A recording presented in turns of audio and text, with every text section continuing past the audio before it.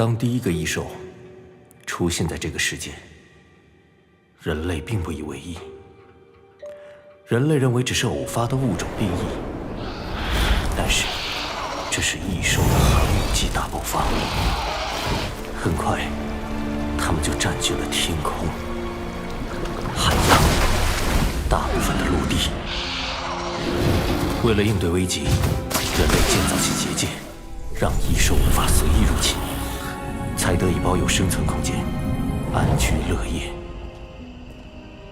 但是异兽并没有停下脚步，其中一些设法伪装渗透入人类，潜伏于各种黑暗角落。它们被称之为毒蛇异兽。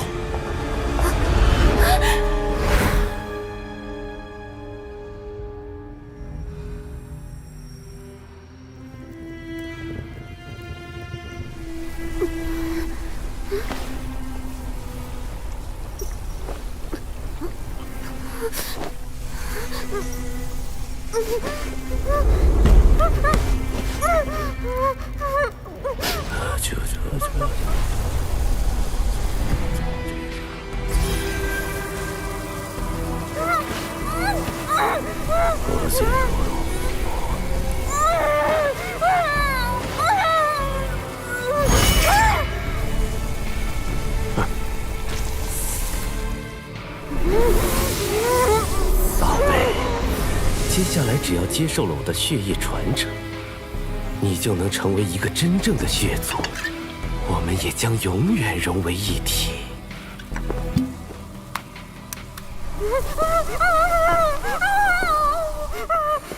住手！啊！猎拳轰天！为了对抗异兽，人类的进化机制被激发，各种异能力不断开发出来。拥有这种能力的人被称之为法师，我，莫凡，就是其中一员。不要紧吧？谢谢你。我是一名法师，也是一名猎人，救助被异兽侵害的人是应该的。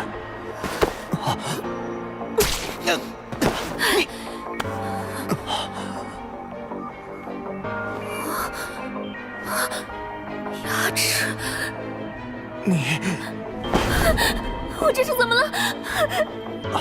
哦，不用担心我有解血族污染的特殊血解，不会。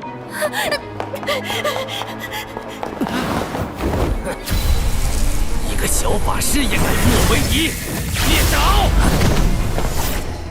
暗影系，原来不止一个火系，哼，那又怎么样？不管你是双系还是三系，在我这里都是班门弄斧。今天不把你这只臭蝙蝠剥皮抽筋成牛蛙，大爷我就不叫莫凡。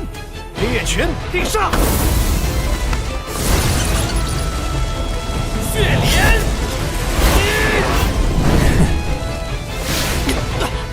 糟糕，还是有影响。阴离盾，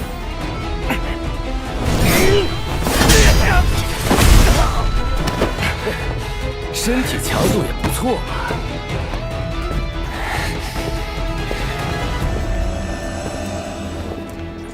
可恶！啊！原来你也是！给我回去！你，就算这样，我也要杀了你，因为你今天彻底惹到我了。闪！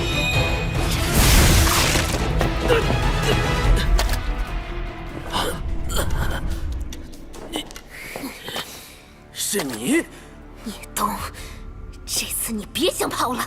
这怎么可能？我还没有完成流程，没有血族给你传承血液，怎么会？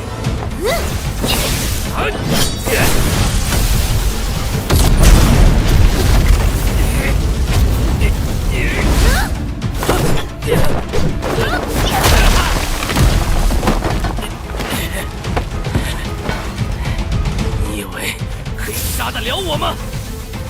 我我现在就毁了你！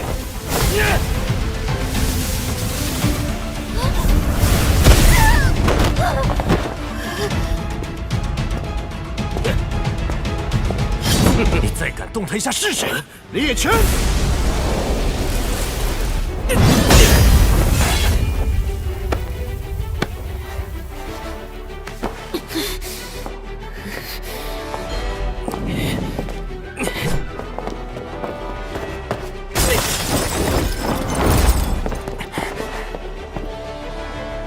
千钧霹雳夜叉！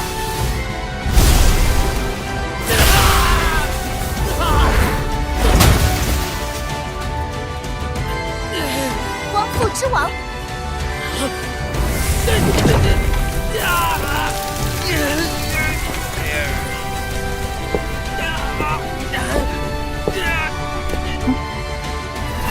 这埋伏打得漂亮！猎人的看家本领而已。这是我的搭档冷玲玲，别看她年纪小，可是一位七星猎人大师，青天猎所的少当家。交给你了。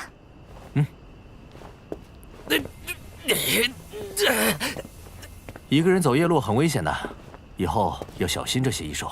这个怪物，我的姐姐就是被他害死的。那你是故意？线索也是你留下的，你真勇敢。现在我就帮你了结这畜生吧。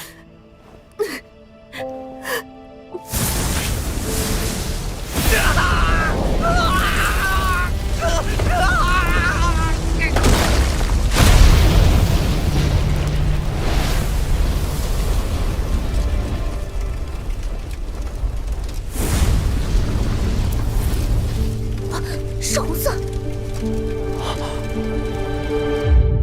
红色的灵魂。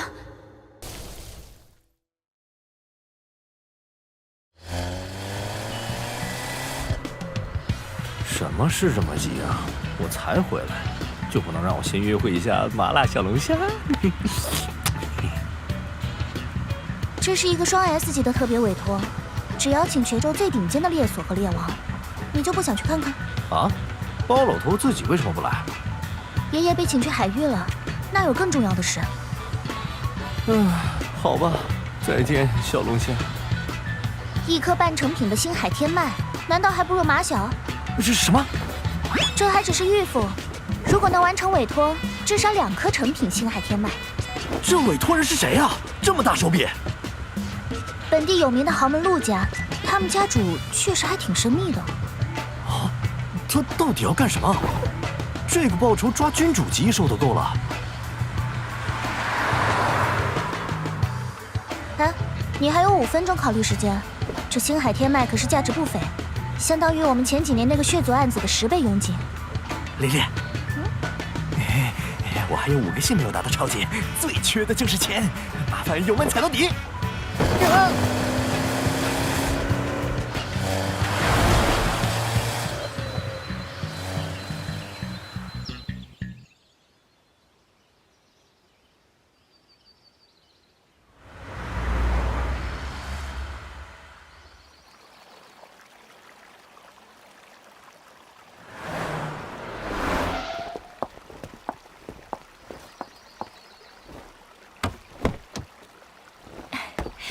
远道而来的贵客，欢迎欢迎。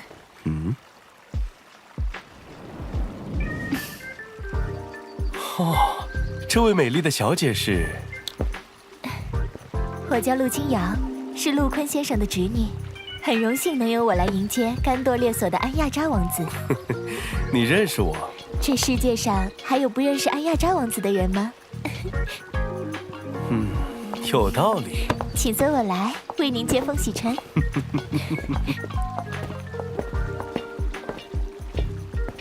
哇，马拉伊利出新款了吗？我竟然不知道。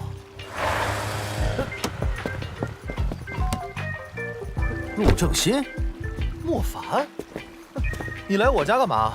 没说要找仆人的。我主要是来上个厕所。你，这是我家宅子，不是你的茅房。我可没这样说。哦，这车更牛哎！这讨厌鬼是谁啊？陆正新也是大学学府的，著名二货。哼，我俩不对付，没想到这是他家。那陆清瑶不是也在？陆清瑶又是谁？陆正新的姐姐，海女一个，和我也不太对付。你对头还真多。世界学府大赛游历时，我们在破路误入了一个石像魔猎谷，有个叫陆英林的家伙故意陷害我，想我死，结果被我反杀。哼，他就是陆清瑶的堂兄弟。哈，原来是仇家，无聊的委托一下子变得有趣起来了。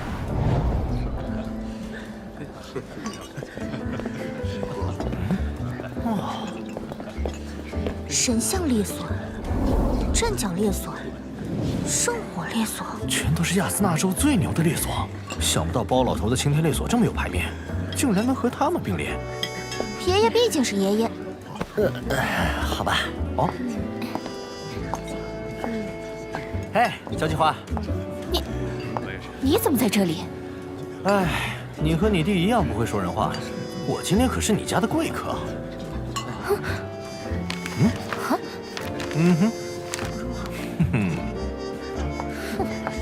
看来是挺烦你的。不烦。千寻，没想到我们会在这里相遇。你和你爷爷一起来的，你们怎么也成猎人了？火国兽月猎所，就是我们望月家族的呀。啊，玲玲，这位就是我参加国府队去火国历练时认识的好朋友，望月千寻。这位是青天猎所的玲玲。你好。哦，这就是那个差点打败你的小姐姐啊。最后是我败了。承让承让。你爷爷是第几代猎王？第3代。啊，猎王还分代？国际上每10年都会进行一次猎王评选，到现在已经是第7代了。作为一个7星猎人大师，你好像对猎人体系一点都不了解啊。他才是移动的百科全书，我只管干活。哎，对了，玲玲，你爹不也是猎王吗？那他是第几代？听说这10年有2位猎王，一位姓萧，一位姓冷。你父亲是？哎，快看，主持人来了。大家好，我是陆氏的主事人陆坤，也是这次邀约的组织者。感谢诸位能够接受我的邀请，不胜荣幸。这次邀约的目的和报酬，因为特殊性已在邀请函中说明。现在重点讲解一下规则。这是分配给每一家猎所的任务单，请大家各自领取，回客房之后再打开。你的意思是每个人的委托任务都不同？是的，每个猎所每位猎王的委托都不同，而且在执行过程中不能向外透露信息，更不能去干涉和尾随他人，否则将直接取消资格，收回预付金。哦，我明白了，这肯定是一个超大任务，需要一批顶尖猎人分工合作，但又不想让人知道底细，所以分拆完成。应该是大动作分成了小项目。这个任务绝对是禁咒级的。天哪，最高级吗？大家可以随意猜测，但请一定遵守规则。现在领取任务，然后就尽情地享用美酒和美食吧。祝大家度过一个愉快的夜晚。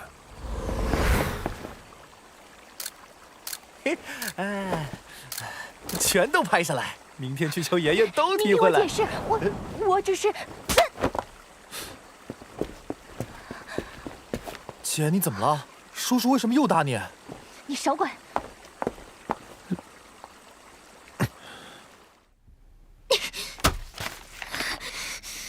玲玲，怎么了？走，这个委托我们不接。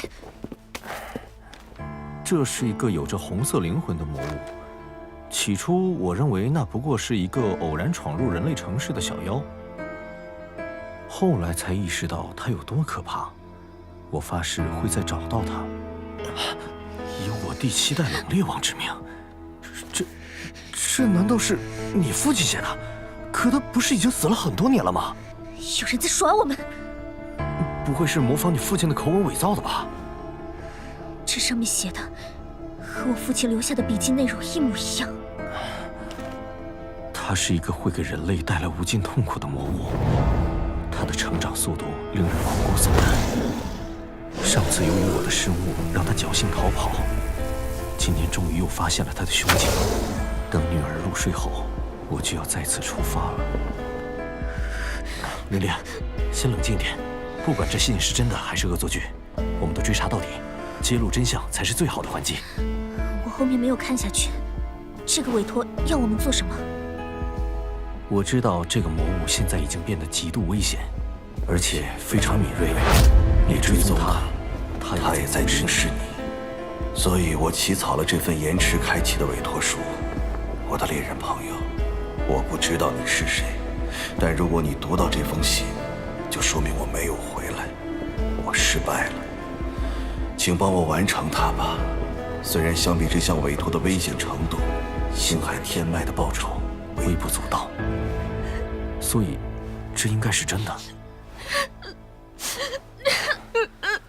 不哭了，会影响智商的。没有你的分析，我跑断腿也找不到红寿。我们一起来把这件事了结吧。我明白了，我明白为什么望月家也在这次被妖之列了。红色灵魂，一定是和委托中提到的红色灵魂有关。你是说望月家族和红色灵魂有关？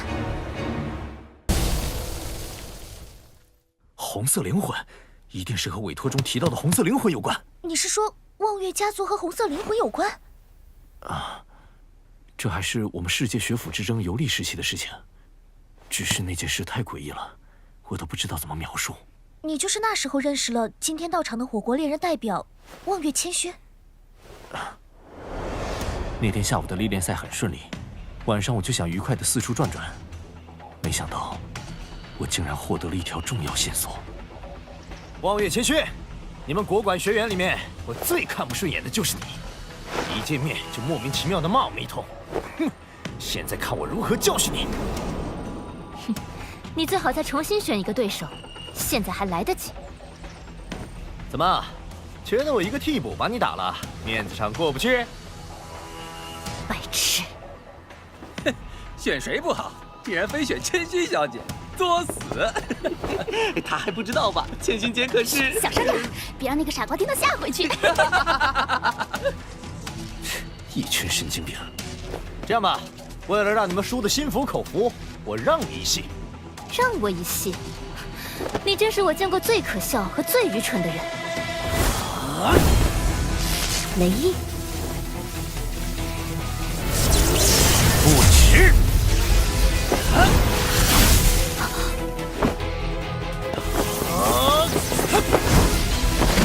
雷印化形。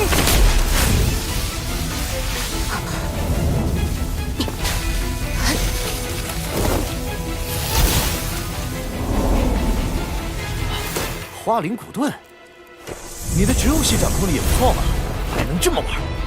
雷没有，那就尝尝我的火。你以为我会让你随心所欲出手吗？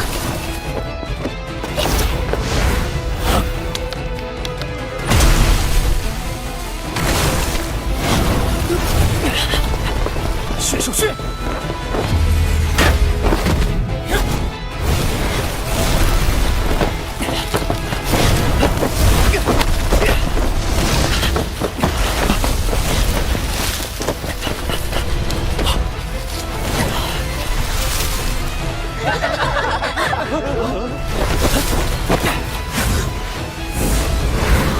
猎拳！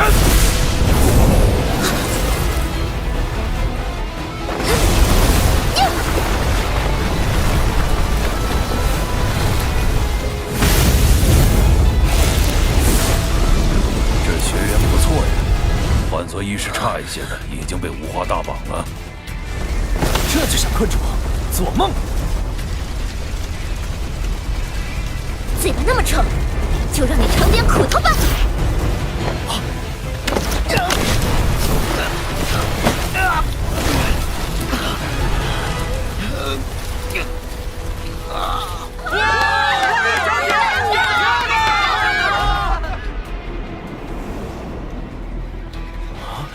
这个女人强得太离谱了，不对劲，她到底是什么人？她其实是国馆学院的实战教员。什么？他是老师？说实力怎么这么变态？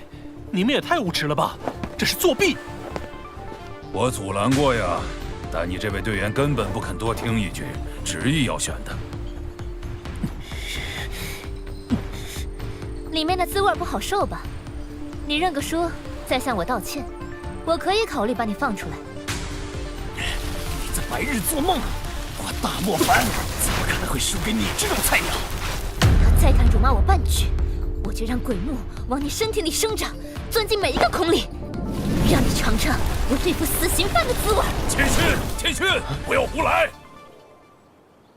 你们有没有感觉到一股很浓烈的火元素涌动？啊，是吗？没有啊，就凭这些破鬼木，也想困住我？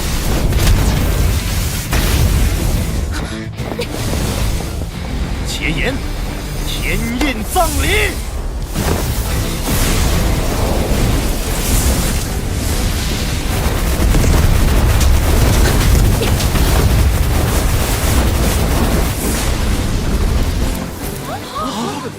原来是这样，利用受困于鬼木中的时间，完成原本在这种强敌面前来不及释放的高阶魔法，妙啊！水花剑木，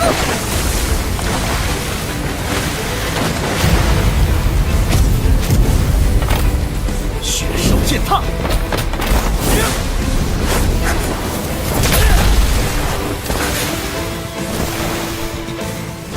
我滋啊！你身上的火焰！别废话那么多，打到你认输为止。啊，什么情况？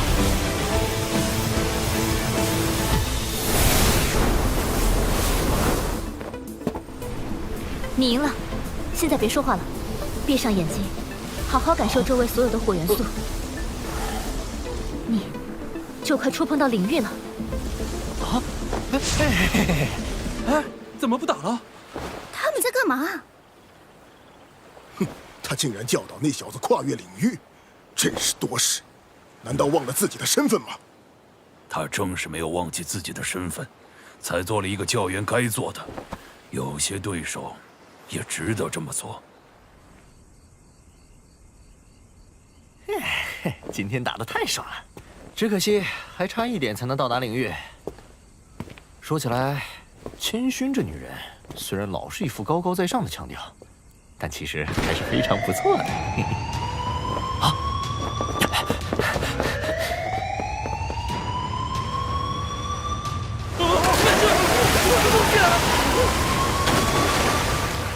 到底是什么东西？还不太清楚，但警报浮标被撞毁了上百个。难道是一大群异兽同时进犯？这倒少见呐！不是一群，是一个。什么？不可能！什么人？放开我！这里是防护重地，来访的客人不要乱吵。我就是来看看有什么可以帮到你们的。发生什么事了？小子，带他下去，警告他再乱跑就驱逐回国。走，放开我！放开我！哦呦，这契约兽有点帅呀！看什么看？厉害！快走！你回去后乖乖待在房间里，高木长官可不是开玩笑。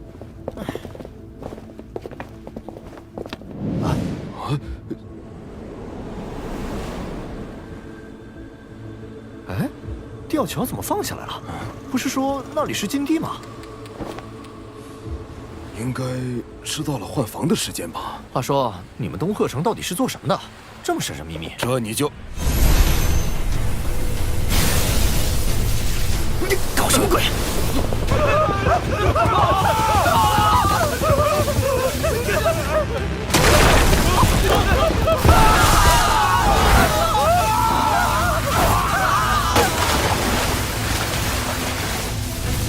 鬼木，那不是望月千勋的法术吗？你别胡说八道，这种话绝对不要再说了，尤其别让高木长官听到。你这么激动干嘛？我下午才和望月千勋交过手，这明明就是……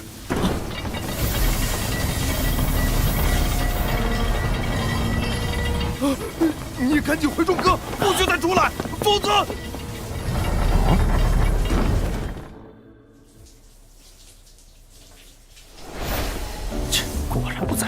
还说不是他？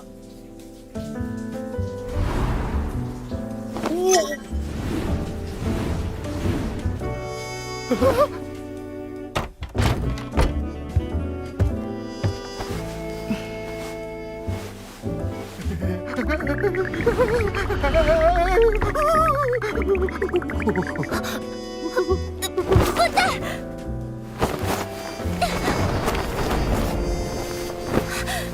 给你5秒钟，解释不够合理就死！不，这全是误会，我不知道你在。冷静，一切都是可以解释的。3秒。鬼木，我在东鹤城吊桥上看到了跟你一样的鬼木，我以为是你，可那个叫小泽的家伙非要否认，所以我就来你这里证实。我哪知道你真的在房间里，还正好在洗澡。你还真好奇啊！不该。7秒了。相信我，我说的都是真的，否则我怎么会无缘无故到你房间来？你看我像那种人吗？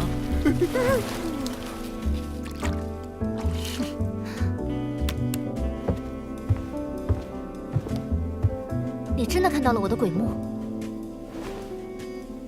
千真万确，灰蓝色，带有桔梗花状，就在东鹤城。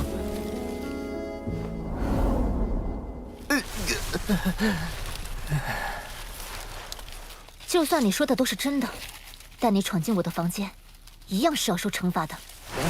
咱们私聊怎么样？可以。只要你跟我去一次东鹤城。没问题。上当了！我答应你去东鹤城，可不是用这种方式啊！不这样根本进不去。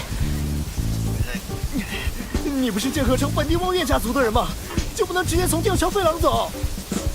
正因为我是望月家族的人，才知道这是唯一能潜入东鹤城的途径。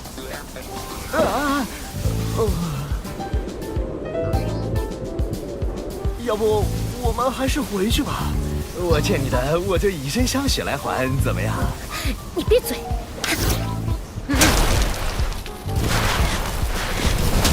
现在我们是一条藤上的蚂蚱了，你总可以告诉我实情了吧？那个会使用和你一样鬼魂的人究竟是谁啊？为什么被关在东鹤城？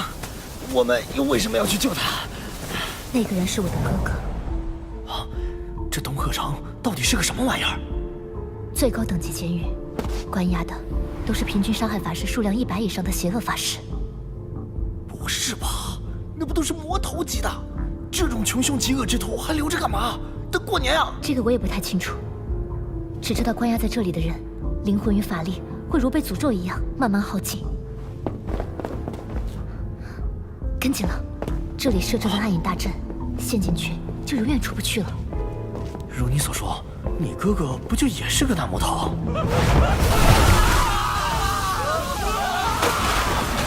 那你还要救他？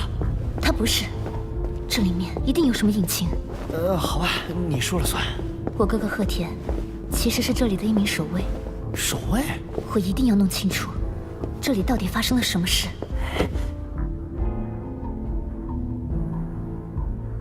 最后一个问题，咱们怎么找你哥？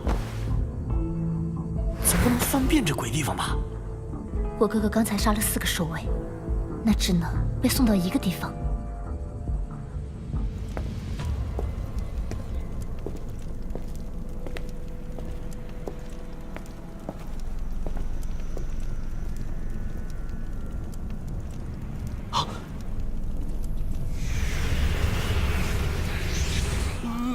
山治，你看什么呢？有人！巨影钉，一次。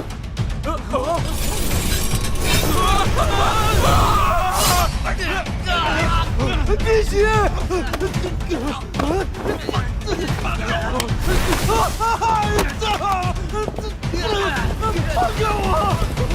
赶紧去吧。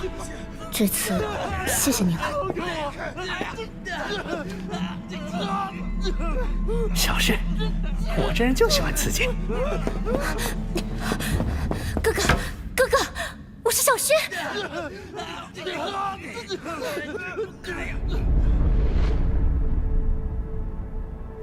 小薰，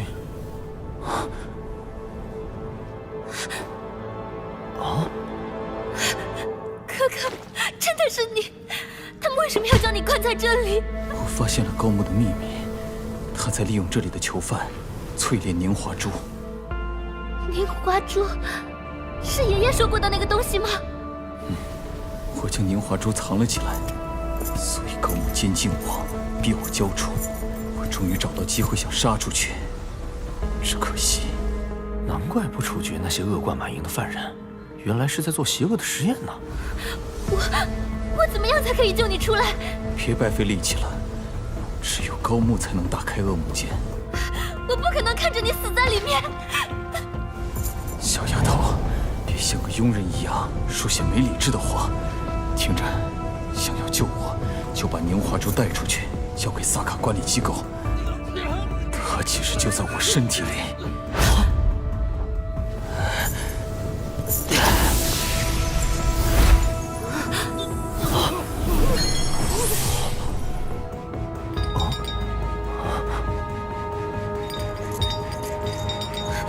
我现在就赶去萨卡，揭露高木的罪行。千寻，你最好深思熟虑。什么意思？我觉得最好别碰这些玩意儿。我们可以先去找你爷爷，让他来处理妥当一些。没时间了，高木随时会回来。哥哥，坚持住，我一定会救你出来的。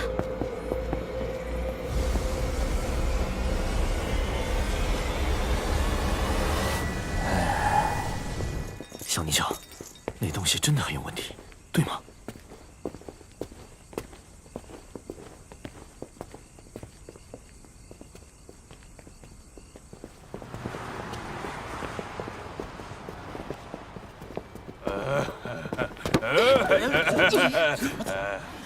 美女，陪我喝一杯。混蛋，站住！滚！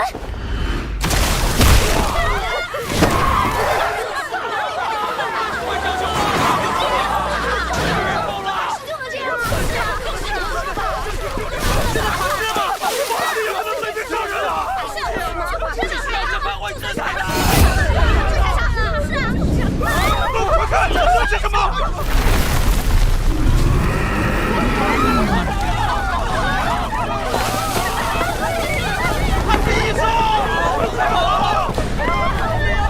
为了守护你们，为了时刻做着牺牲的觉悟，而你们这些人却在都市里烂醉如泥，吃喝玩乐，简直就是一群寄生虫！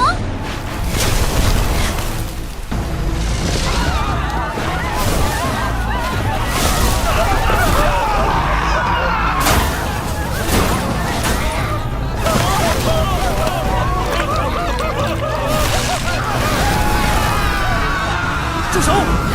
你自己看看，你都做了什么？你一地两花，果然，鹤田已经受了污染，血珠还吞噬了他的魔力。醒醒吧，千寻！鹤田，不，红兽是在利用你，现在他也开始攻击你了。臭小子，要多管闲事！对呀，一刺，啊！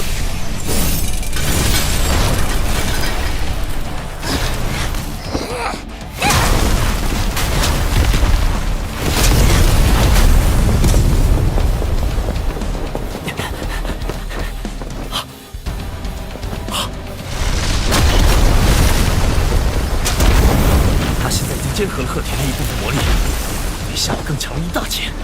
我也得找个帮手才行。急星狼，合击！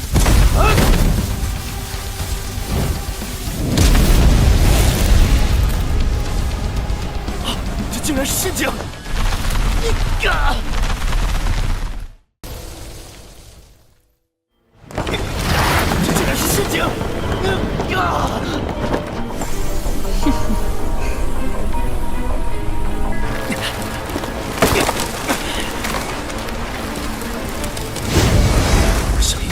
附体！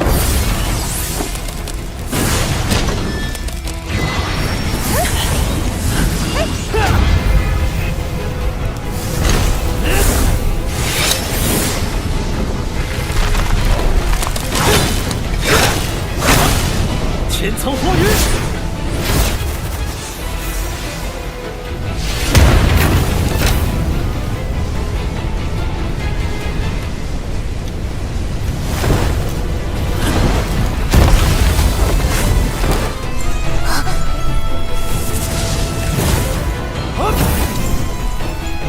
水化天幕。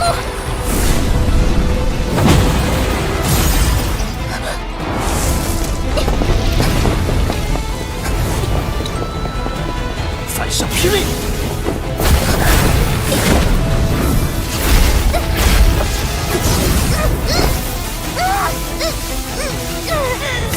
火字，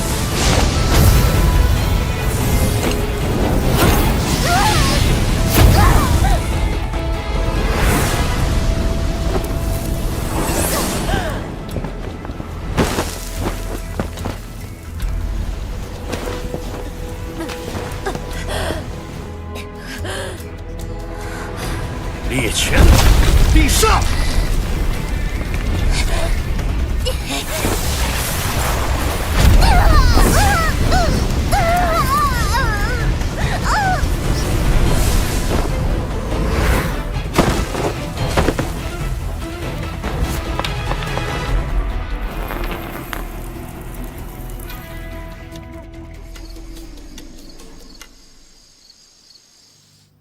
既然你知道鹤田就在东鹤城，你应该将所有事情捋清楚。莽撞行事只会让事情变得更复杂。千寻知错了。这次多谢您了，避免了一场大祸。小 case 了。您还是先说说这颗鬼珠子到底是怎么回事吧。人有灵魂，法师的修行便是修魂。灵魂越强大，代表着该法师越强。但每个人的灵魂都不是完全纯净的。东鹤城笼罩在诅咒之下，他会汲取那些邪恶法师的魂魄，但却消除不掉他们灵魂中的怨、邪、蓝、谢、杀、愤、欲，再加上黑暗大阵，让这些原本零碎的残念在黑暗环境中不断滋长壮大，就变成了现在看到的这个珠子。果然祸国多妖孽，连监狱执念也能自妖。多亏你及时阻拦了千寻，否则一个新的红兽将在不久之后降临火国。红兽？这东西之所以称为红兽，是因为它与绝大多数灵魂形态的生物不同，呈现暗红色，而且所有被其寄生操纵的生物，死后灵魂也会有暗红色的邪恶印记。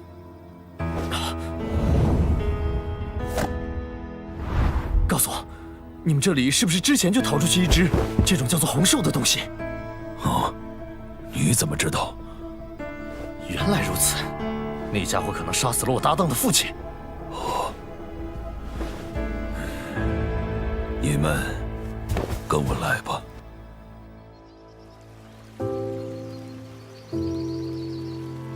这就是上一个逃出东鹤城的红兽一丘。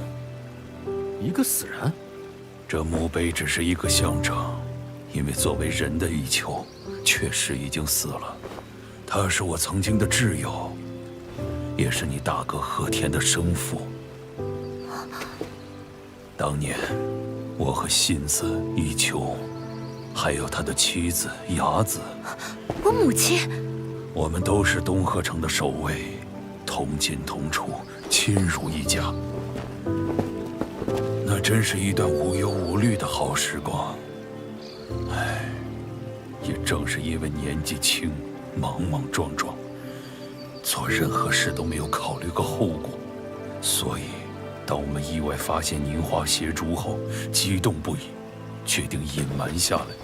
那初代的红兽就是一丘？我们偷偷吸取它的能量，短时间内修为大幅度提升。但很快，我、信子、雅子开始性情大变，起初以虐杀异兽为目，后来甚至更加疯狂。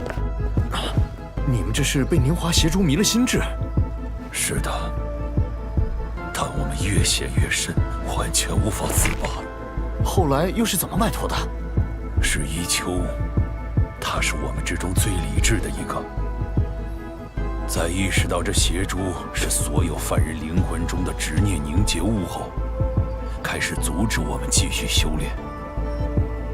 可是，我们当时彻彻底底的迷失了。你们杀了他？你别瞎说。事实上，我们3个确实开始谋划杀死一秋，而且伢子是主谋。细思极恐啊！枕边人想杀你。你不要对你母亲心存太大芥蒂，她迷失的比我们更深。我想，你现在应该知道那种感觉。后来呢？所幸，一秋是个极为聪明的人，他察觉到了我们的意图，带走了宁华邪蛛，选择远离人群。他拯救了我们3人的灵魂，独自与这个魔鬼抗衡，但他终究失败了，坠入了再也爬不上来的深渊，化身为了红兽。而我们随着心智渐渐清醒，追悔莫及。后来，你母亲又有了你，但因为对一秋的事一直内疚自责，早早离开了人世。所以你们对我和大哥才格外关爱。可是鹤田，他一直在寻找父亲失踪的秘密，却也坠入了宁华邪蛛的陷阱里。我们无奈之下，只能将他困在噩梦间。没想到他利用你将珠子带了出来。一秋最后到底去了哪里？完全没有线索吗？我们追了很久，只隐约查到他好像去了贵国。啊，去我们那儿了？你们好东西怎么从来不来？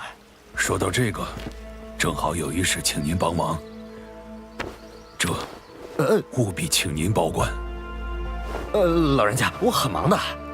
宁华邪蛛是一个不祥的东西，任何人靠近它、占有它，都会逐渐被操控心智，最后彻底魔化。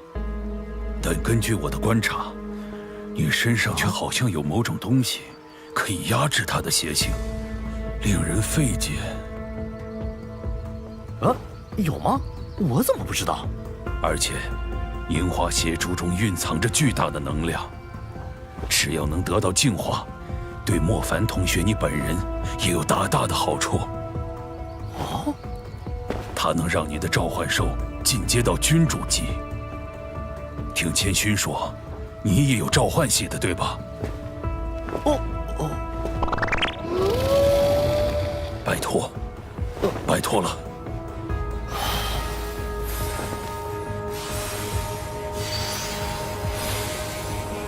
这就是宁华邪蛛，果然妖气森森的。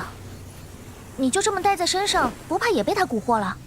嗨，我早就找到高人净化过了，他现在邪性已被泯灭，成为了我恶魔系充能的一个载体。那高人就是我爷爷吧？嘿，玲玲就是灵，一猜就中。这个臭老头竟然瞒着我！你爷爷大概也知道这件事与你父亲的死有关。那个时候我的实力还不够，你又人小脾气大，怕我们2个擅自去追查，结果把命丢了。不过现在我们竟然又撞上了，看来时机已到，也应该去了结这件事了。我一定会找到害死我父亲的这个红兽。放心，我会帮你报仇的。而且，虽然现在邪蛛已为我所用，但我还是有一种不好的感觉，他似乎一直在伺机反噬我。也只有彻底解开红兽的秘密，才能确保我自身的安全。你想怎么入手？当然是先去找望月祖孙，看看能不能得到帮助。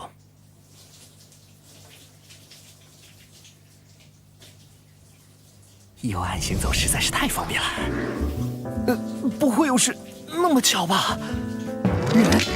妙不可言。谁啊？陆先生，有什么事吗？不好意思，望月小姐，失礼了。有人破坏了规则，我特意来提醒。我吗？不，是他。这家伙怎么看到我的？他怎么知道我来这儿了？陆先生多君子之腹了，我怎么会破坏规则呢？那你在这里做什么？我们孤男寡女在一起，他又在洗白白，你说在做什么？虽然这是你的地盘，但个人隐私还是要保障的吧？我说过，猎人团队和猎人团队之间不允许合作和交流。这次是提醒，再有下次，我直接剥夺你的资格。没别的事了吧？那就别打搅我们谈情说爱了。哎，谢谢。你什么时候来的？你这可是在败坏我的清白。又不是第一次。再说我什么也没看到。哎，我有正事找你。这次的委托有问题，对吗？啊，原来你们早就知道。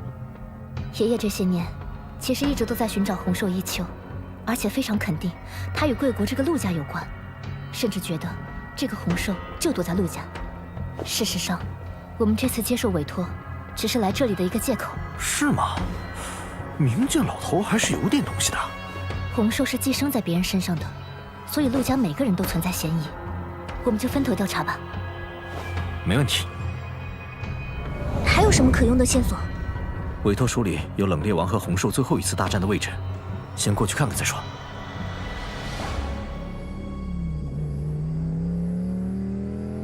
哦，呜耶！哈哈！耶！马力强劲呐，这车可买着了！哈！两位要外出吗？啊！这家伙怎么像幽灵一样，一直盯着我们？正熙，客人要出门，你开车送他们一程。好的，叔叔。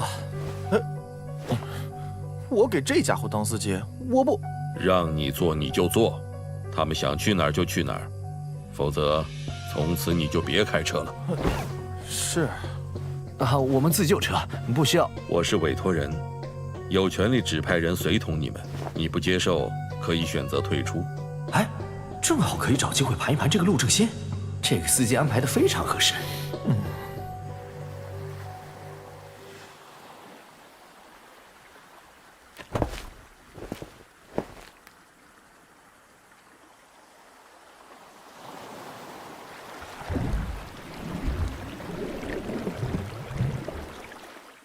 哎，你们不会真的想去江口吧？不知道那里早就被海妖占了吗？一些小妖而已，我们沿着高架走就行了。呦，说的轻巧，他们袭击我的爱车怎么办？哎，我手机呢？喂，你说说陆坤那句话怎么说来着？不给我们好好当司机，就没收你的所有爱车。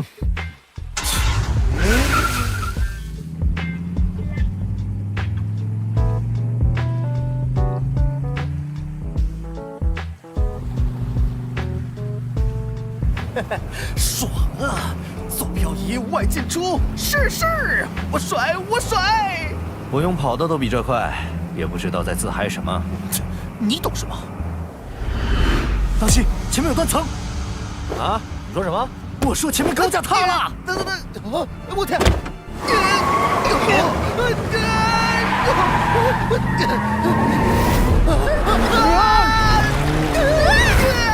瞬息移动！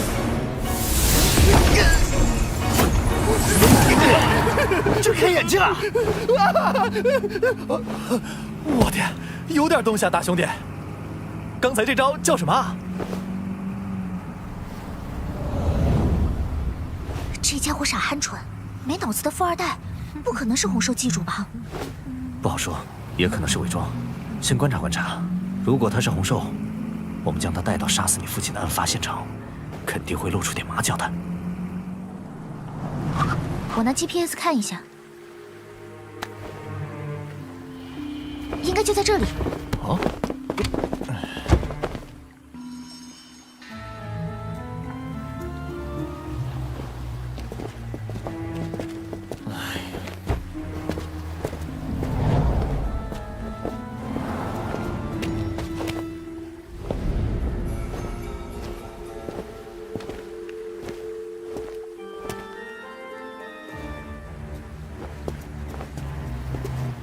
有什么发现吗？时间太久了，虽然有明显打斗过的痕迹，但没有留下什么有价值的线索。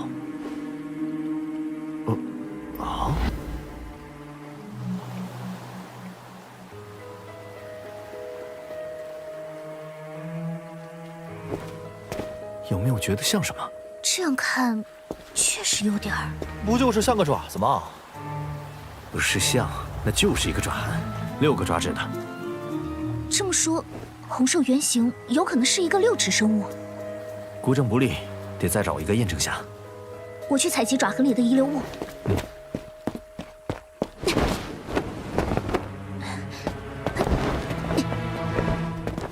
再来一个，只要一个。为什么要纠结6指这个问题啊？所有的异兽无论怎么境界变化，指数都是不变的，用这个就能锁定对象。哦，哎，那个是吗？嗯。哎，还有那边，有被施加过隔空遗物魔法。这家伙好像真没问题，居然主动帮我们找线索。确实，换做我是红兽一丘，也不会附在这个笨蛋身上。啊？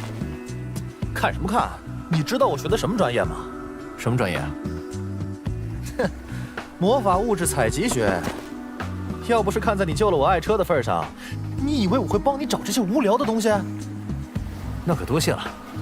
我们有位前辈曾在这里被杀害。既然你视觉这么出众，那嗅觉怎么样？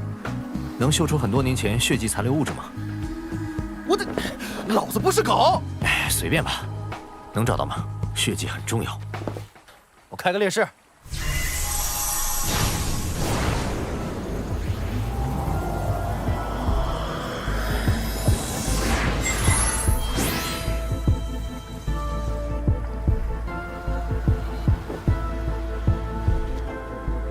牛啊！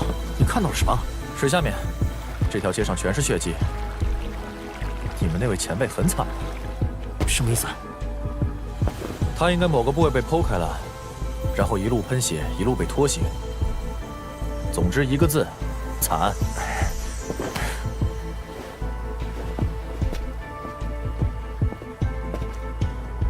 那个怪物流血了吗？也有一些。有办法采集吗？大哥，这是在水下面，何况淹没之前还被风干过，被人洗刷过。那个，我有一辆特制的越野，平时也不开。啊，真的假的？这车全球就3台。哎，你今天辛苦一点，帮我弄到那怪物血迹，我保证把月影送到你家门口。骗你是成交。啊？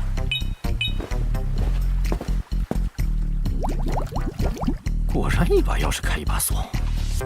嗯，司机呢？水下面。被海妖拖走了吗？在下面帮我们找血迹呢，这家伙铁定没问题。嗯，我也觉得。何况你和他还是校友，过去几年也都有打交道。接下来还是关注一下陆清瑶吧。你有什么新发现吗？不过，至少我们现在知道了红兽一丘是6指。啊！有异兽！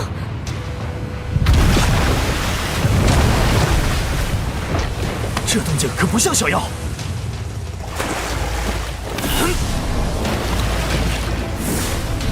找到了！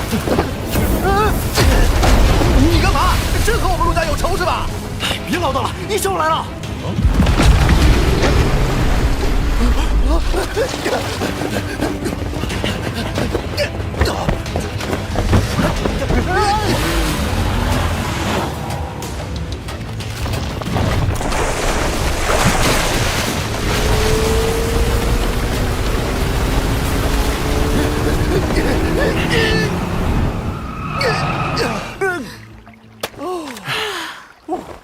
莫凡。哦。柳如，我一接到你的电话，就把车送来了。多谢多谢。柳如姐姐，你现在真的是完全变了个人呢。柳如现在可是西博暗翼一族的大姐大，嘿，重新认识一下吧。哇，姐姐好厉害！仲心，一晚上你跑去哪里了？哦，叔叔让我开车送他们。你最好没有撒谎。不要走！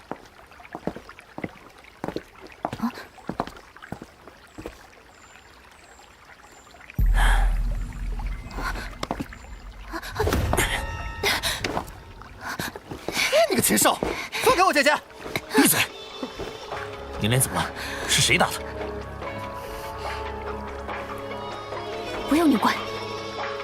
这很重要，是谁打的？是叔叔。别多嘴。陆坤，是陆坤。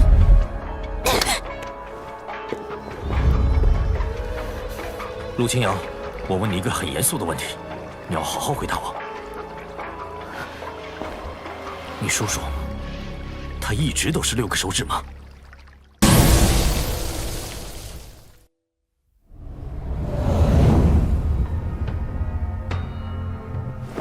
有陆坤的照片都在这里了吗？果然有问题。你们看，5年前的照片，陆坤的手都能看到，而且是正常的5指。可是之后所有的照片，他的手都藏了起来。他这是在有意隐藏什么？你是说，我叔叔这几年多长了1根手指？他还是不是你叔叔就不好说了。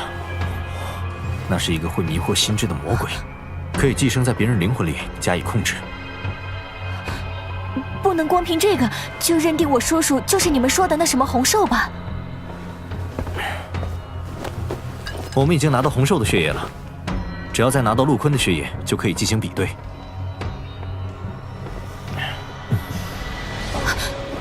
要拿陆坤的血？你们疯了！这里只有你能接近陆坤。不行！姐，我认为行。你不觉得叔叔这几年确实变得很古怪吗？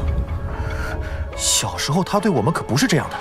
叔叔，我们去玩荡秋千吧。如果他真是一个不知从什么地方跑出来的魔鬼，天知道哪天他会彻底撕掉皮囊做些什么。深明大义了，郑些。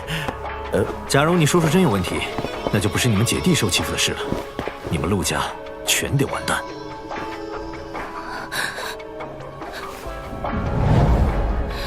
可是，我用什么借口呢？就说体检吧，你们有钱人不是很惜命吗？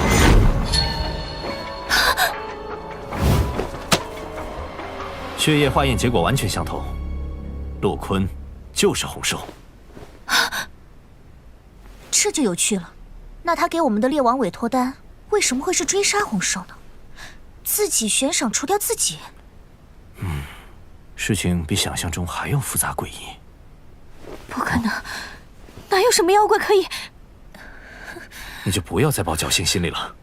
红兽会不被察觉地侵吞人的灵魂，一点一点模仿学习宿主的言行。只要不暴露凶残本性，根本看不出来。有血液和6指的双重证据，足够确认了。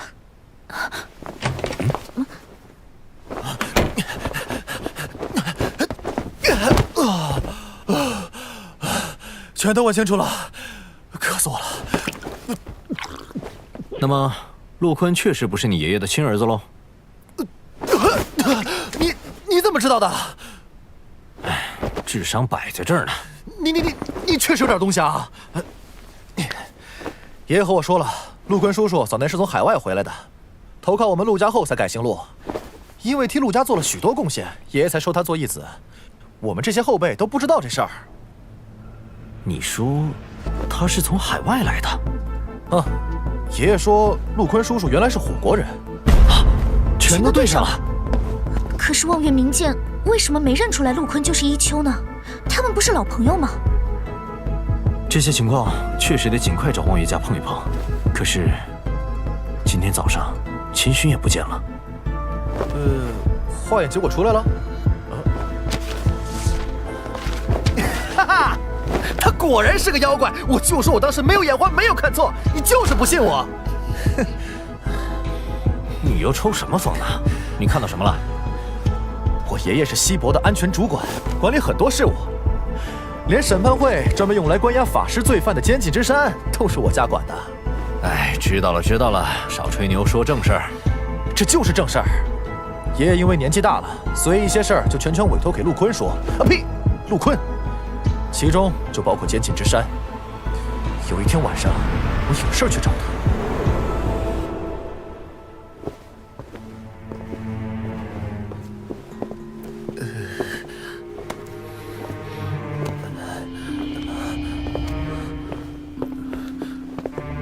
是。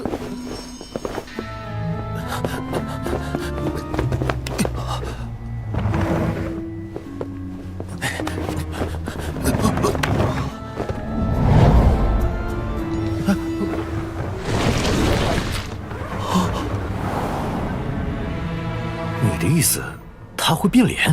是啊，哎，你看，咱们聪明人之间一说就……哎，慢，有点意思。不过，会不会就像你姐说的，你出现了幻觉？胡说，绝对没有！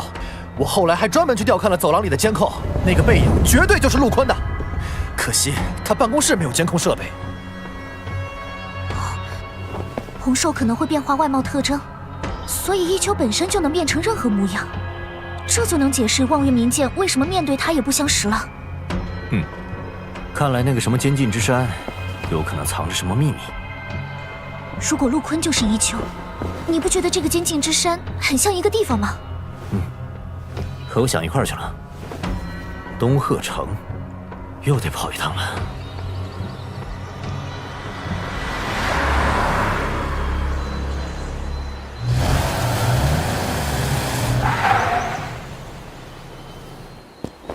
喏，这就是监禁之山。哦，看不出什么吗？不像是怨念聚集的极煞之地。监狱在山的另一边，而且陆坤在这里盘踞经营多年，一定想方设法不让人察觉异常。哦，有道理。怎么了？那不是乐活小镇吗？所以，博城被黑教廷摧毁之后，我们就被安置在这里。这是我在西博的第一个家。哦，这帮坑人的家伙，竟然把难民安置在这样危险的监狱旁边。咱们分头行动吧。你那比较熟，先去实地踏勘，我去查监禁之山的相关资料。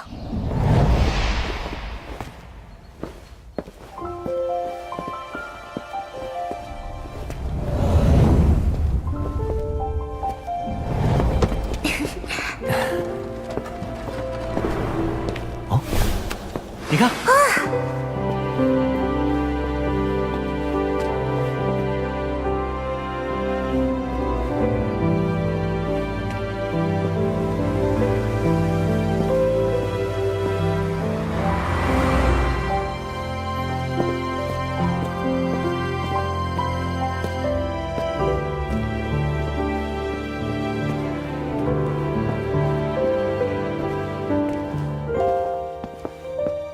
谁啊？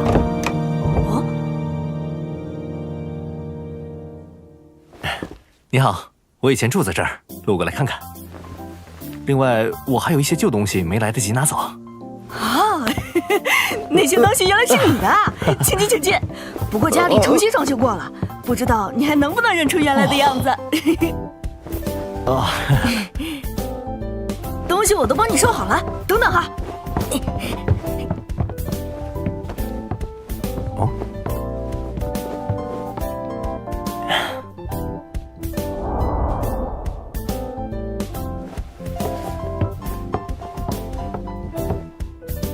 大哥哥，哦，好，谢谢。大哥哥，能不能告诉我，你是怎么让2个女孩子都那么喜欢你的？啊，这你都发现了？好孩子怎么能随便看人家隐私呢？2位姐姐现在应该都是大美女了吧？大哥哥，知道手了吗？你一个喉结都没长出来的小屁孩，问那么多干什么？人家本来就没喉结呀，人家是你孩子。啊？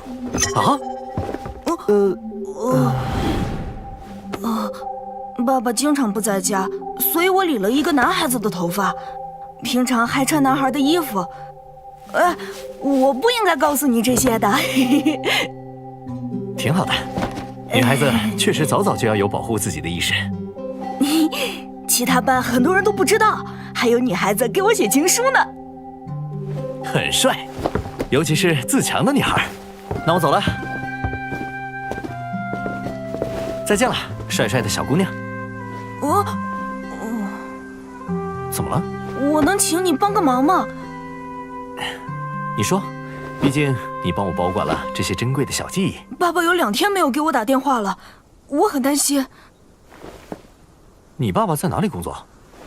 就在那座山后面，他从来不许我去，我也不认识他的同事，所以不知道该问谁。你爸爸叫什么？我爸叫陈峰，我叫陈麦芽。好的，小麦芽，我去帮你找找看。谢谢大哥哥。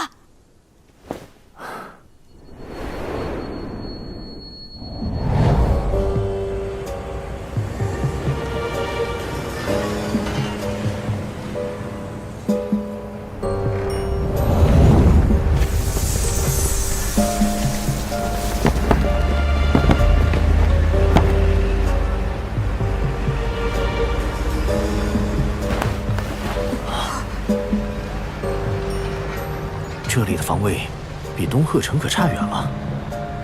这一重禁止主要是防止附近居民误入和察觉的。监狱里的罪犯另有特殊的制约手段。怪不得我在这里住了快1年，都不知道边上还有一个监狱。这儿到底有什么秘密？怎么看上去像一个工厂？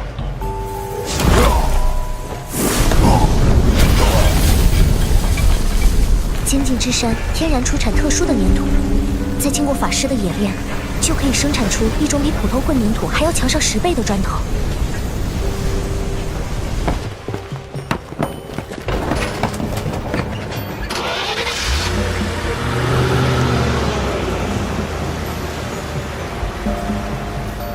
用这种粘土砖制造的建筑物和防御墙，能更好地抵抗异兽的冲击。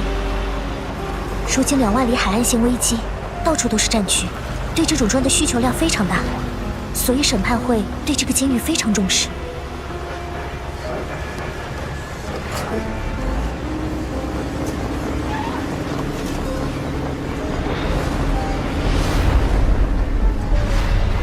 就这些，也没必要保密到这种程度吧？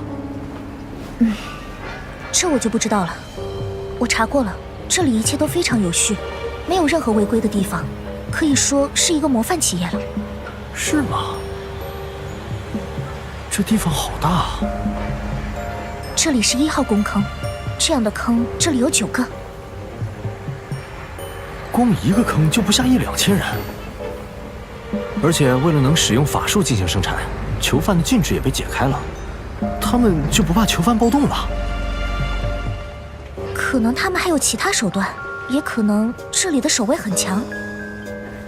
不对，琳琳，你不觉得这些囚犯，不，还有守卫也一样，所有人都有点奇怪吗？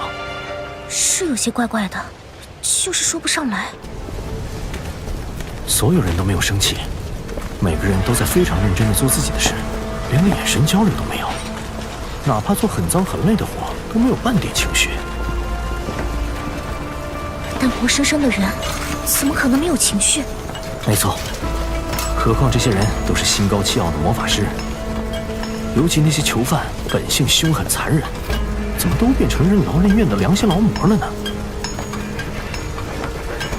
他们的情绪和意志，好像被什么给吸走了。难不成，这里也像东鹤城那样，孕育了一颗邪珠？怎么了？身后什么？女化邪珠！陆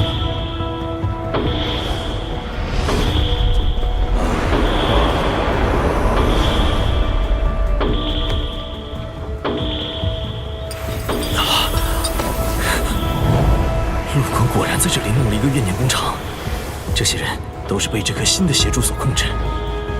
我身上的牛化邪珠和恶魔血也受到了感应。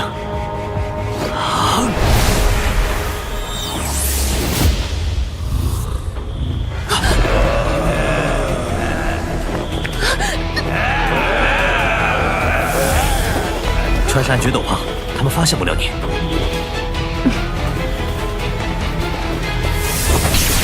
看我怎么断了这个陆坤的老巢！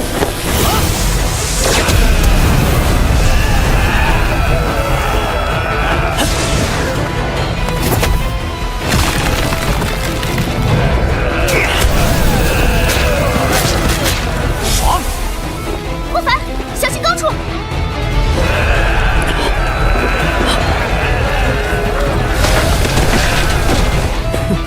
既然你主动挑事，老子今天就收了你，滋补一下宁华邪珠。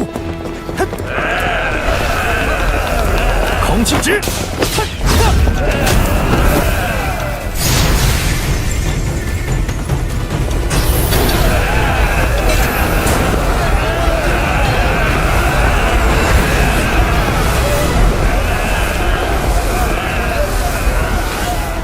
哼，这有点意思。影煞！千军万马！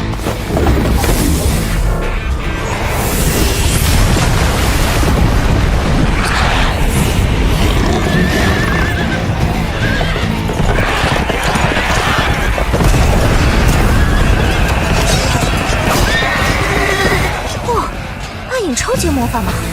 一段时间不见，莫凡这家伙实力又变强了呀！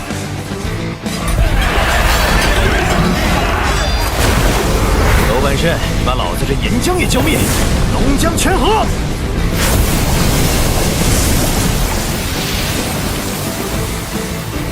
连魂种力量都没有，也敢在老子面前撒野？滚！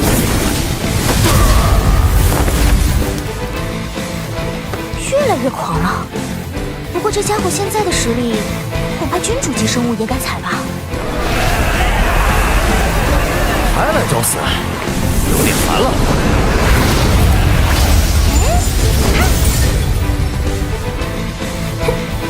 小云姬，给我好好管教一下他们。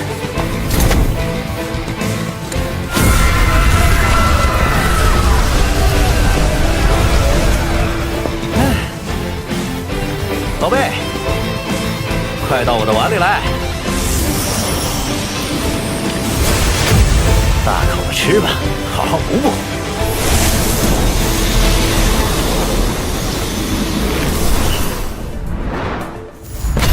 哼，吃完了。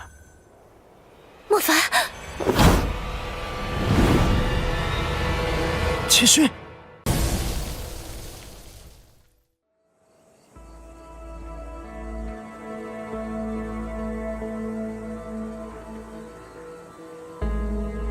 玲玲，你先找地方躲起来。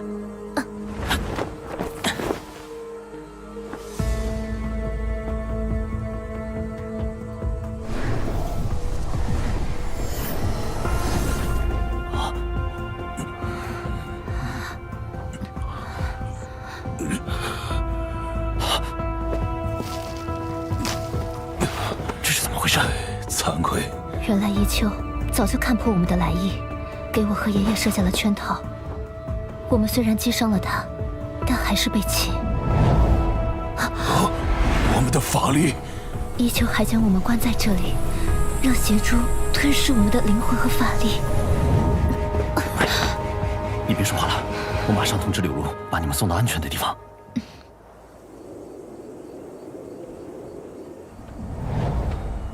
你确定这些人本地管理机构都查不到？我不是第一次办这事了，放心吧。很好，监禁之山已经快容不下了，就把这些人送到新营地去吧。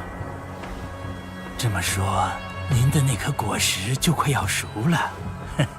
吸收了这颗果实，那些老猎王可就拿您没有办法了吧？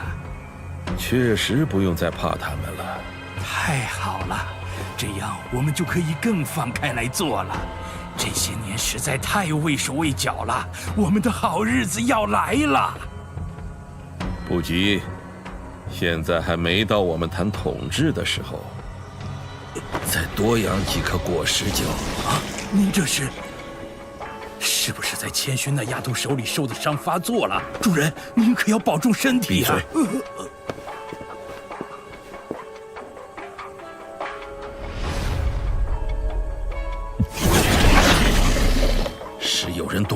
果实。啊！监禁之山的红珠，谁那么胆大妄为？不管是谁，我都会让他后悔活在这世上。你先过去，给我留住他。我办完事情马上就到。好，我的主人。狩猎开始了。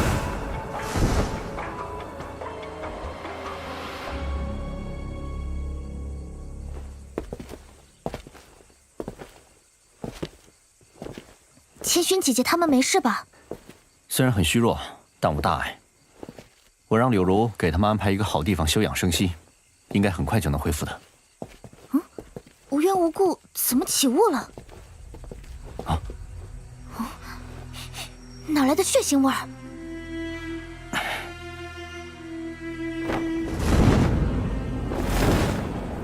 大家伙来了！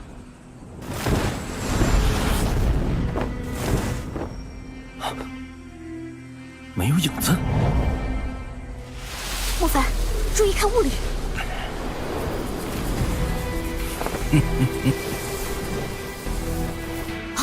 阳台，还有窗户。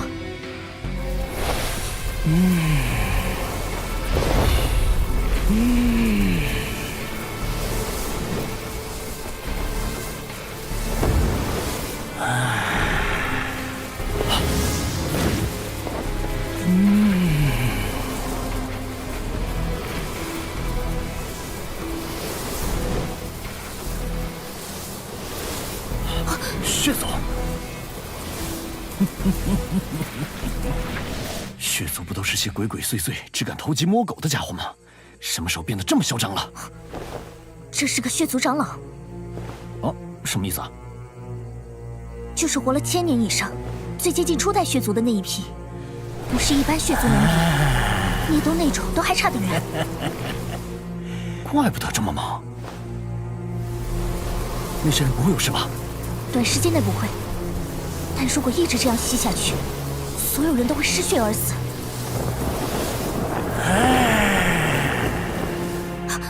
他在利用这些新鲜血气提升他的实力，赶紧解决他，不然他会越来越强。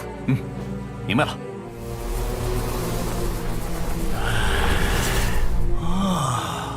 多鲜活、多蓬勃的血液呀！像你这样年轻又强大的血脉，才应该是我血九教里的特别收藏。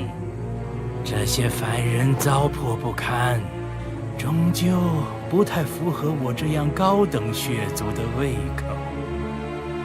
话还真多呀！我乃西洋公爵，出生于公元1029年，死于……闭嘴吧，虚伪恶心的家伙！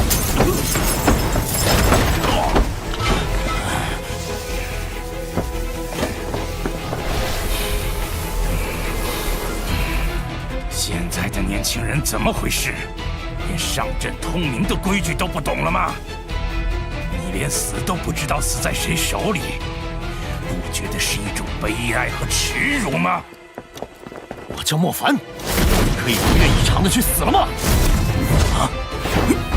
混沌魔法，重力颠倒。怎么回事？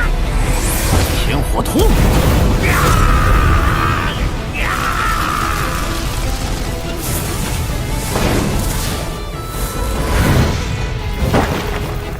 奇奇怪怪，原来也不过是个青铜。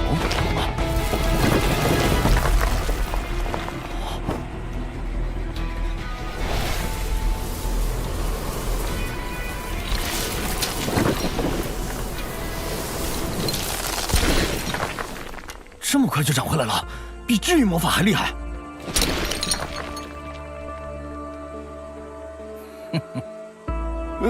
连衣服也恢复了，这就有点过分了。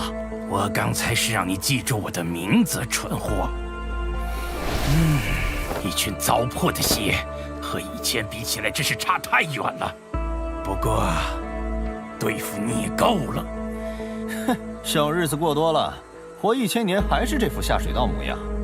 臭虫就是臭虫，活得再久也不可能成为一条真正的龙，懂吗？哼，你这种劣等族群，又怎么会知道我夜神血脉的高贵？龙在我们眼里也不过是条大蜥蜴。哼！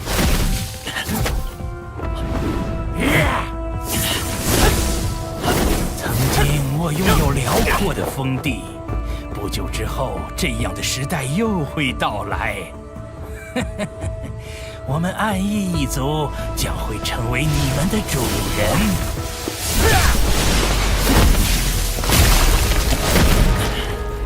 他这是什么身法？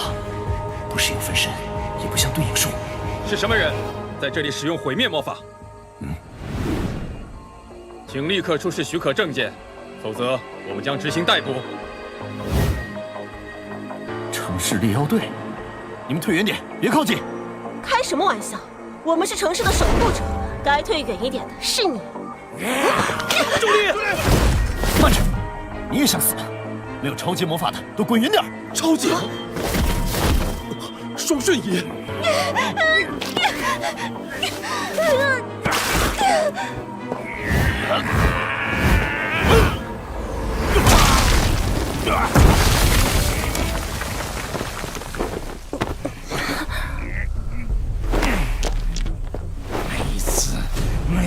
每一次，我在享用稍微可口一些的食物时，都有你这种该死的人打扰。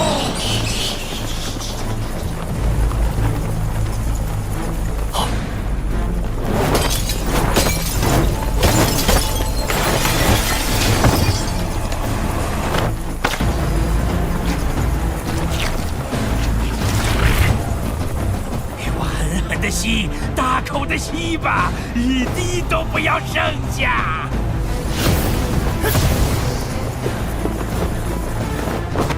是什么怪物？没什么，这是君主级的，你们对付不了他。蝙蝠太多了，我们这点人根本顾不过来啊！那就快叫人，别傻站着。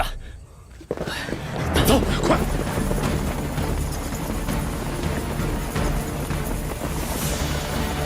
血龙，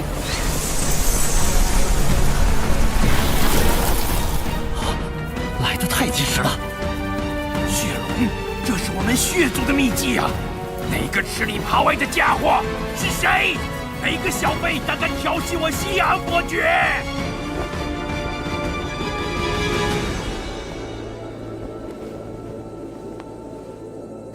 柳如姐姐。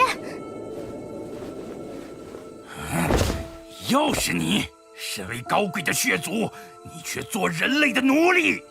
老怪物，这一次，你休想从棺材里再爬起来！我会把你的灵魂一起打碎。你和他交过手？不守规矩的安逸头目之一，干了很多恶心的事。我去审判会那边请求过，很奇怪，他们不是很上心。哼，看来西伯一带还有太多我们看不见的肮脏黑暗。这老怪物背后还有一个更可怕的家伙。我知道，他们利用社会上的影响力，成立看似正规的企业，掩人耳目，实际做着罪恶滔天的勾当。你掌管的暗翼一族，对我们这种人来说，不过是幼儿园的小朋友，我们又怎么会受你拘束？拘束？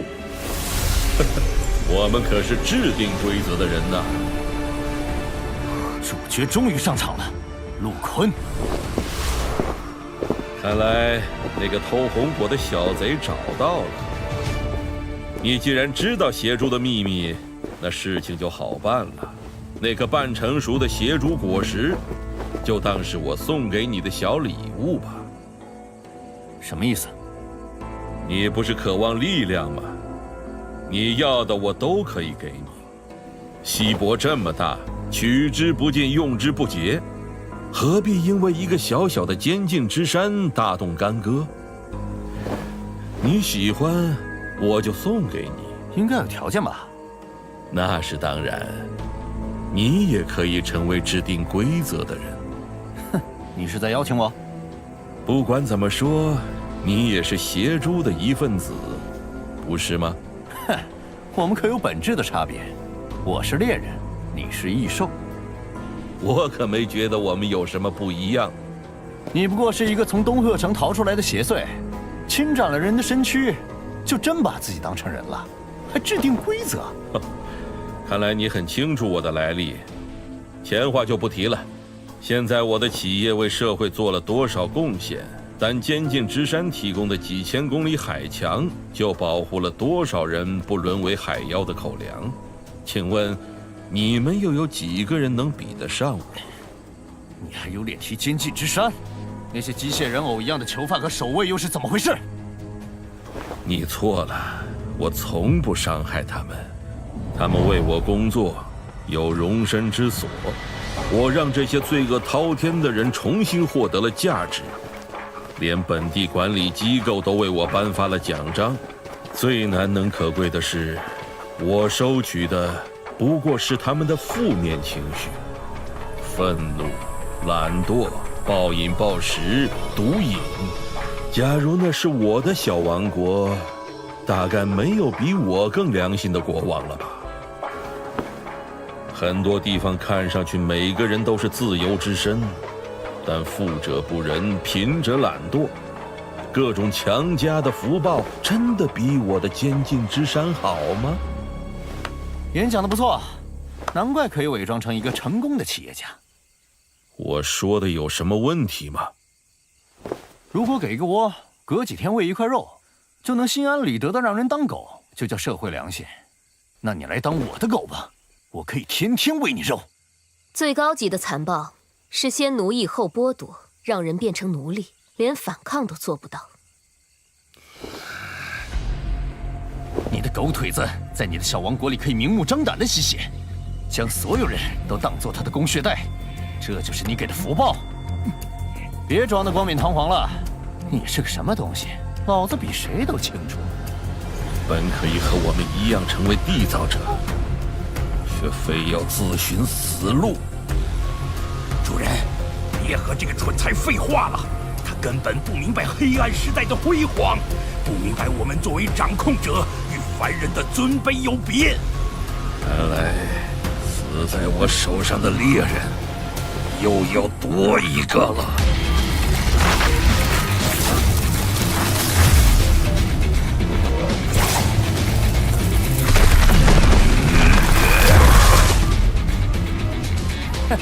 拿块镜子照照自己现在的鬼样子吧。你怎么有脸说自己是人？总要与我过不去，那就送你们所有人上路。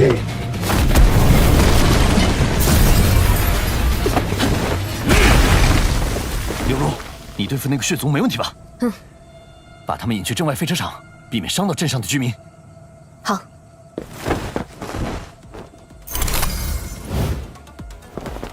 莲莲，你和猎妖队把废车场封锁起来，别让无辜者进入。好嘞。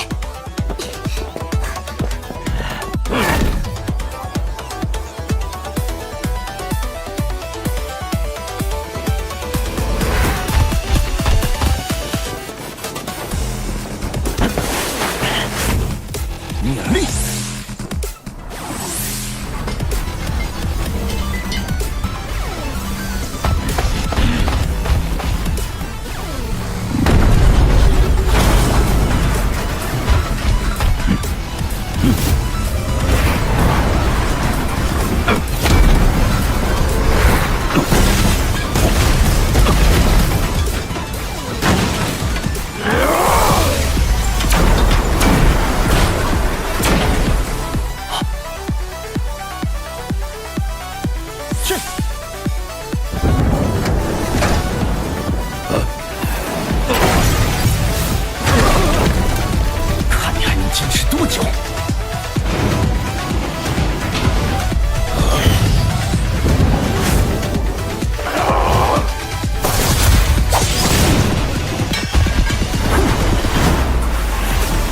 无聊的把戏，王爷。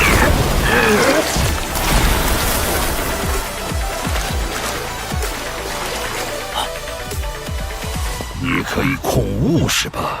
土风斩。我可以控人。企图破坏监禁之山者，不管你是谁，都得处决。超级风系法师。这么远都没有空吗？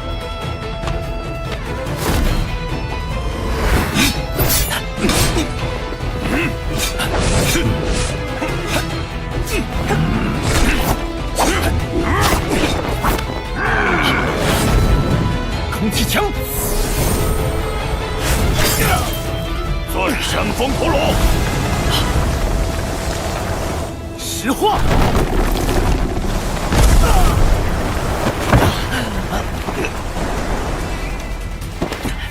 大地区化石经纬。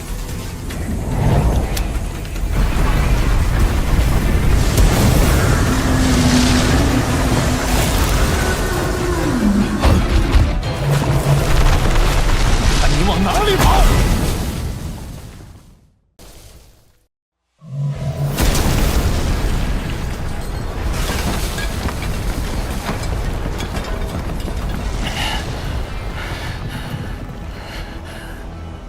有点意思，你的图形明明只有高阶修为，施展出的力量却比超阶还要强劲，难怪可以抢走我的红血珠。这都让他全身而退，看来这家伙确实有特殊的危险感知能力，怪不得会提前知道我去了监视房间。你的控物好像起不到什么作用了，但我的控人不一样。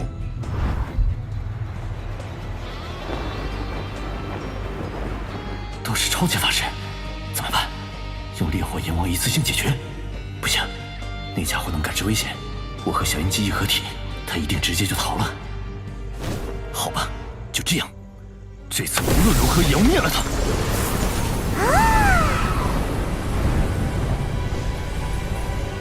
小鹰姬，你对付这些法师。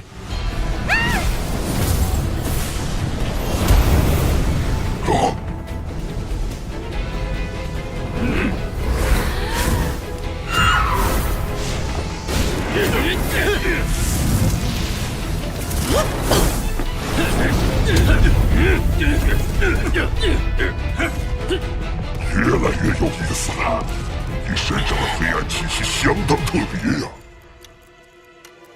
你不说也没关系，我想知道的东西都可以知道。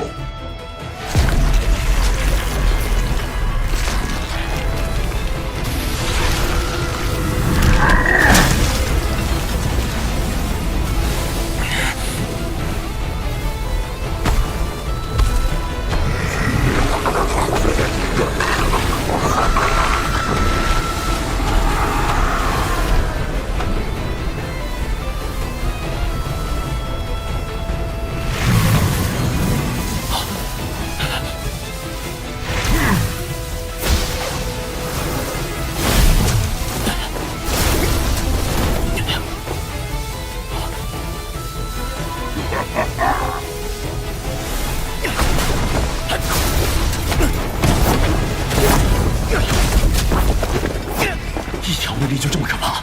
如果全部……你是地沟里的老鼠吗？只知道钻来钻去。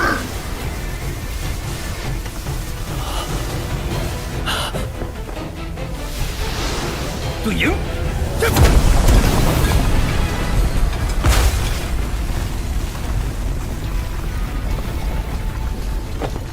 哼，这就完了？你不用激将我，以为这种小把戏就能耗空我吗？让你见识一下真正的力量吧！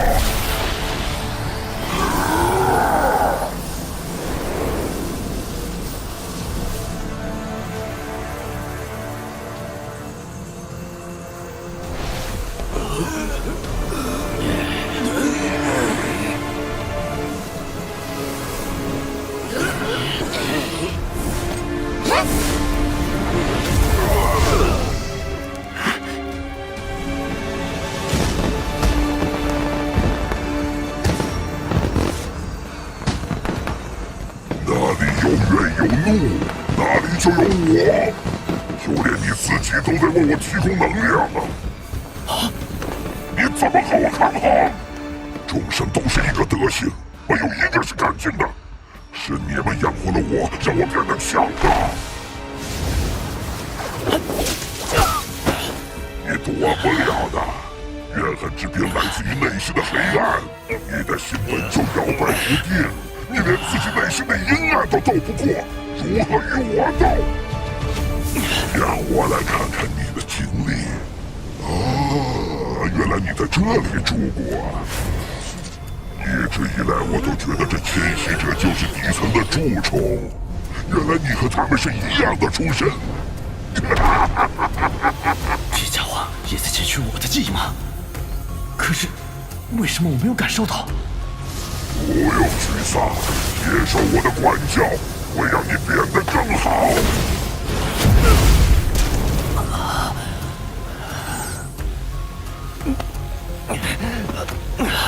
滋味如何？绝杀的时机还要再等等。你看，你很生气，你又降生了一道怨念，这又是我的能量。你努力修行，不就是想彻彻底底的摆脱这肮脏卑微的畜生吗？给他们安排房屋，他们嫌房子简陋聚众闹事；给他们安排工作，他们懒惰成疾。而我将这些寄生虫变成了勤劳的工矿。既然如此，你何必偏让自己的小力救出他们？你战胜不了自己的阴暗，又如何战胜得了我？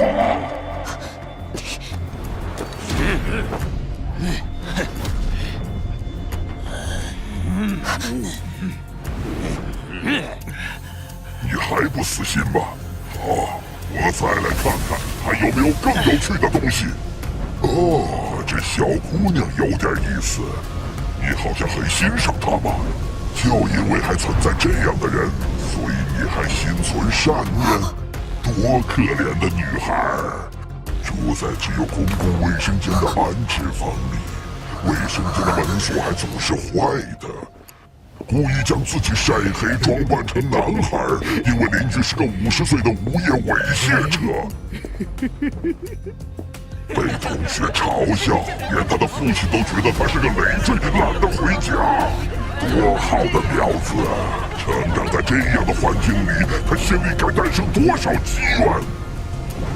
当你看到他内心的阴暗秘密，你会不会失望透顶？不许！原来你体内就寄居着一个大魔鬼，难怪你如此痛苦。别挣扎了，泯灭掉那丁点虚伪可笑的良知吧。莫凡，我们明明是同类呀。好吧，那我们就来剖开这个小女孩的内心看一看。兴许她比这里任何人都阴毒，用她的阴暗来对你进行最后的改造，你会感激我的，莫凡。尽情释放你们的内心吧！哎，麻烦退一下，我好过去。哎，好。你往后稍一下。老子凭什么让你啊？你算什么东西？信不信我从你车上撵过去？姐姐们，饭怎么还没做好？也不见你一个月赚几块钱，每天在家和大爷一样。我。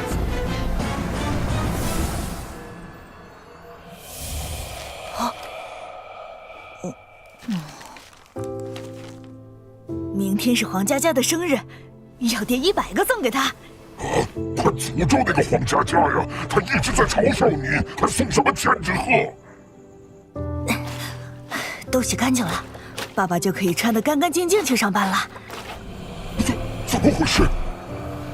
这个烟丫头脑子里都在想些什么？这不释放吗？哦，是隔壁叔叔的吧？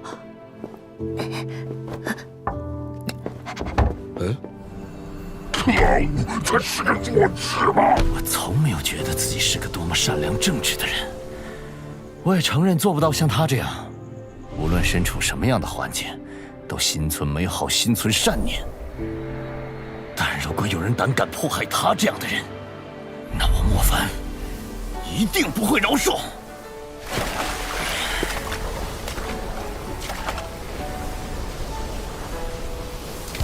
很好，现在可以了。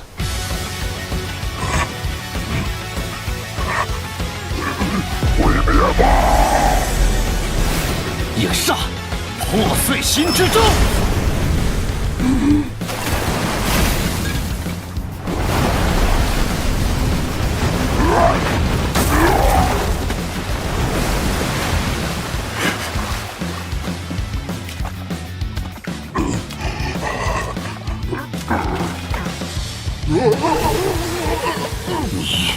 你也配和我相提并论？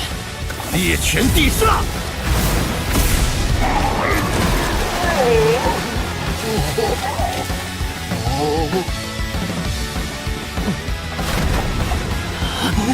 霹雳狂舞！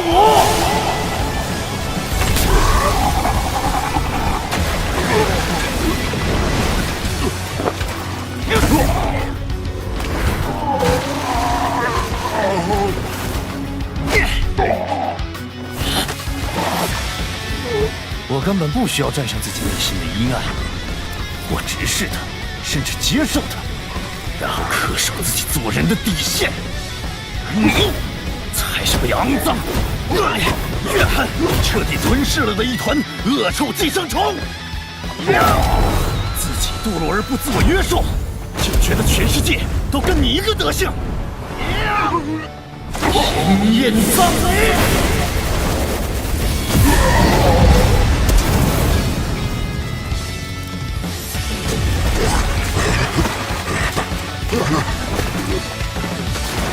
落剑应分！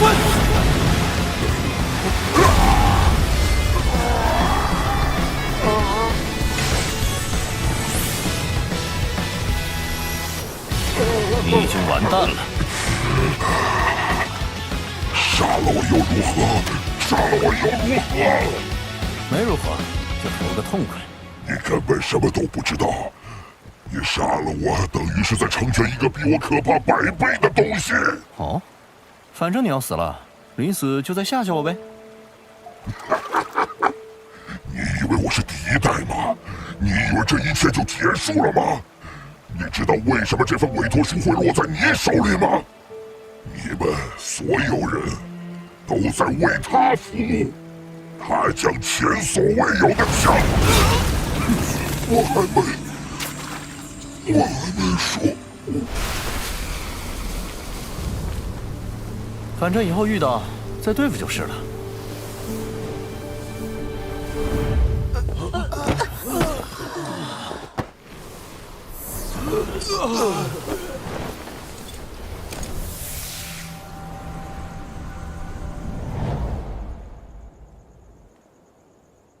玲玲，你父亲终于可以安息，你自己也可以放下了。